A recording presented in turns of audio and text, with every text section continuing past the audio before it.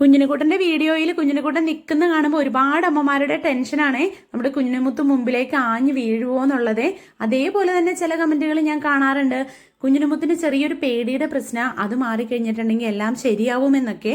അപ്പം ആ ആദ്യത്തെ കമൻറ്റിൻ്റെ ഉത്തരം രണ്ടാമത്തെ കമൻറ്റിൽ നിന്ന് നിങ്ങൾക്ക് കിട്ടിയിട്ടുണ്ടാവുമല്ലോ അല്ലേ. കാരണം ആ പേടി മാറാതിരുന്നിട്ടുണ്ടെങ്കിൽ ഒരിക്കലും മോന് നിൽക്കാൻ പറ്റത്തില്ല. അതുകൊണ്ടാണ് കേട്ടോ ഞാനിങ്ങനെ ധൈര്യമായിട്ട് നിർത്തിക്കുന്നത്. പിന്നെ ഈ ഒരു അവസ്ഥയിലോട്ട് എത്തിക്കാൻ വേണ്ടിയിട്ട് നമ്മൾ എത്രമാത്രം എഫേർട്ട് എടുത്തു എന്നൊക്കെ നമ്മുടെ ചാനൽ തുടക്കം തൊട്ട് കാണുന്നവർക്ക് മനസ്സിലാവും. കുഞ്ഞുണിക്കൂട്ടം കുഞ്ഞു മോനാരംഭത്തെ വീഡിയോ ഒക്കെ ഞാൻ ഇടയ്ക്കെടുത്ത് നോക്കാറുണ്ട് കേട്ടോ.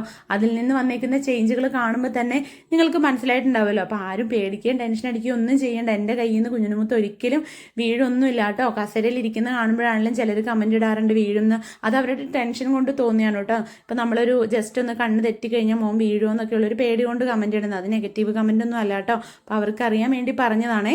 അപ്പോൾ അതേ ആൻവിക്കുട്ടിയാണെങ്കിൽ ഫോണൊക്കെ എടുത്തുകൊണ്ട് വന്ന് നൈസായിട്ട് എന്നോട് പാട്ട് വെച്ച് കൊടുക്കാനൊക്കെ പറയുകയാണ് കേട്ടോ. ഞാൻ ഒരിക്കലും ആൻവിക്കുട്ടിക്ക് പകല് പാട്ട് വെച്ച് കൊടുക്കാറില്ല കേട്ടോ. രാത്രിയിൽ പിന്നെ അച്ഛൻ വന്നു കഴിയുമ്പോഴാണ് ചെറുതായിട്ട് സോപ്പിംഗ് ഒക്കെ നടത്താൻ വേണ്ടി ഒന്ന് പാട്ടൊക്കെ വെച്ച് കൊടുക്കാറുള്ളത്.